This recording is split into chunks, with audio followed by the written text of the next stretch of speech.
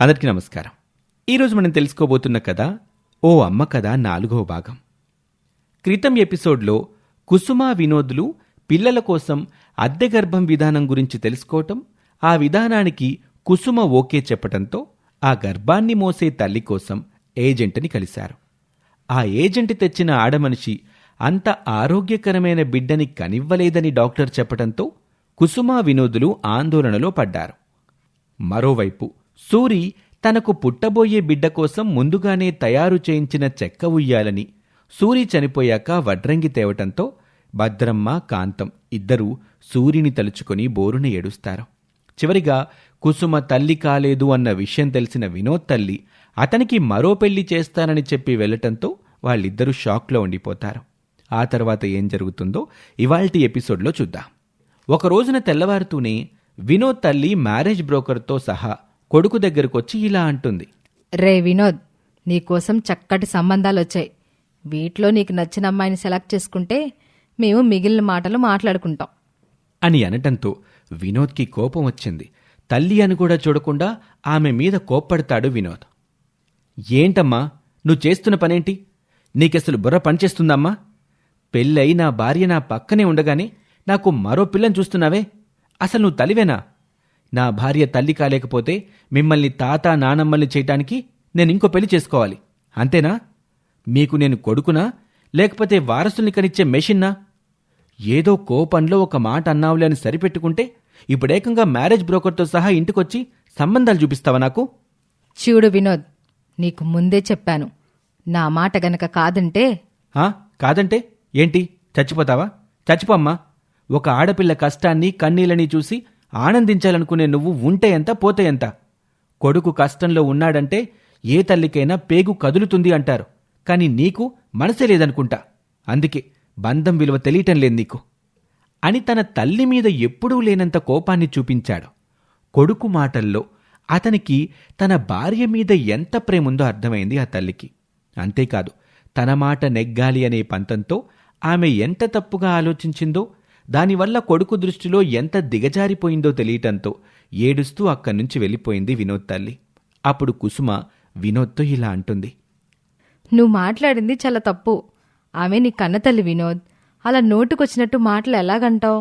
వాళ్ళు నిన్ను కన్న హక్కుతో నీ మీద ఎన్నో ఆశలు పెట్టుకుంటారు. అది సహజం.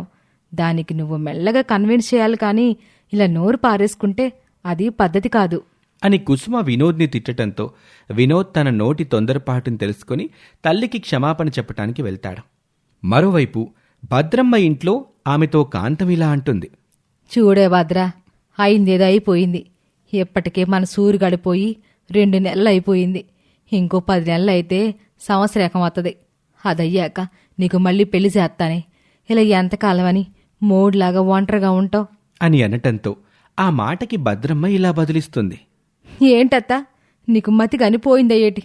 నేను మళ్ళీ పెళ్లి చేసుకోవడం ఏంటి అని మొదలుపెట్టి కాస్త కటువుగానే తన మనసులో తన భర్తకి తప్ప వేరొకరికి చోటు లేదని చాలా ఖచ్చితంగా చెప్పేస్తుంది భద్రమ్మ. కాంతం మరో మాట మాట్లాడలేకపోయింది. అటు వినోద్ తన తల్లిని క్షమాపణ అడిగిన 2 నెలల తర్వాత వినోద్ తల్లి మళ్లీ కొడుకింటికొచ్చి కుసుమతో ఇలా అంటుంది. నన్ను క్షమించమ్మా కుసుమ. నా కొడుకు మీదున్న ప్రేమ వల్లో, నీ మీద ఉన్న కోపం వల్లో తెలీదు గాని అప్పుడు నేను చాలా తప్పుగా మాట్లాడాను.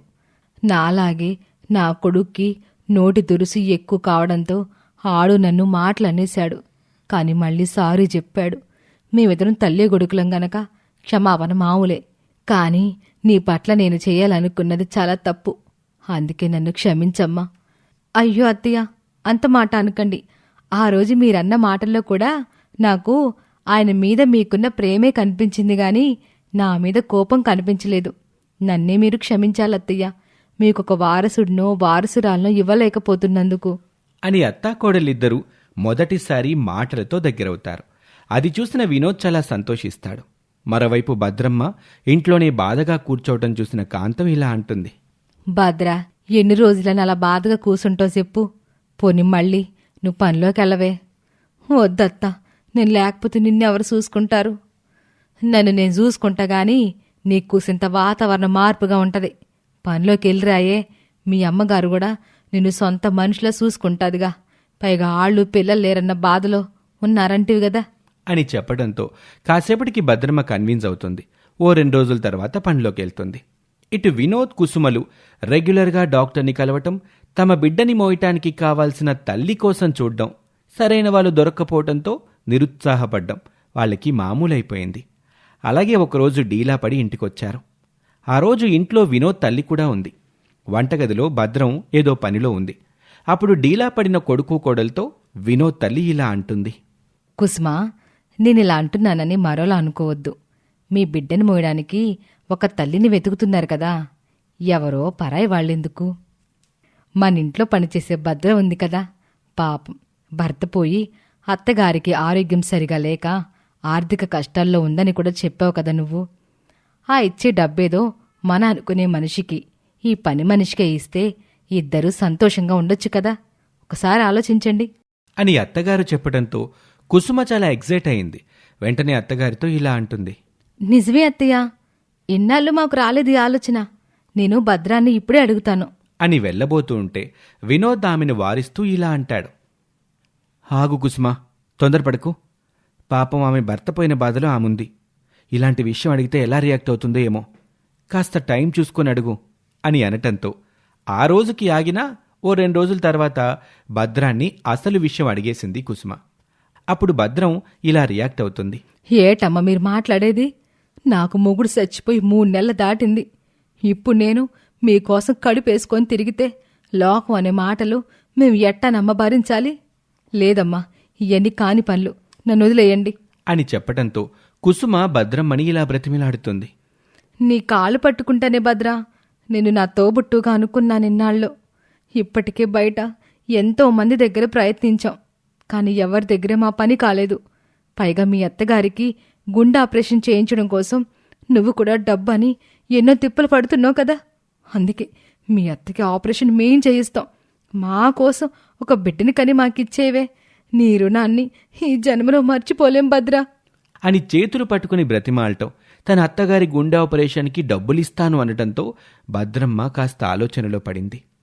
భర్త చనిపోయిన తర్వాత ఇన్ని నెలలకి తన యజమాని కోసమో లేదా తన అత్తగారి గుండె ఆపరేషన్ కోసమో భద్రం తల్లి కావటానికి ఒప్పుకున్నా ఈ విషయాన్ని ఆమె అత్తగారు ఎలా అంగీకరిస్తుంది?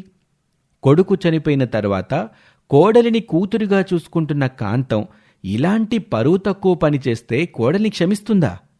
వినోద్ తల్లి కుసుమ మీద చూపిస్తున్న ప్రేమ వెనుక ఏదైనా మరో కోణం ఉందా, లేదా అది నిజమైన మార్పేనా? ఇలాంటి ఆసక్తికర ప్రశ్నలకి జవాబులు దొరకాలంటే మరో ఎపిసోడ్ వరకు వేచి ఉండక తప్పదు. ఇది ఇవాల్టి కథ. మీ అభిప్రాయాన్ని కామెంట్ రూపంలో చెప్పండి.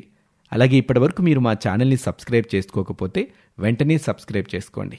Thank you for watching.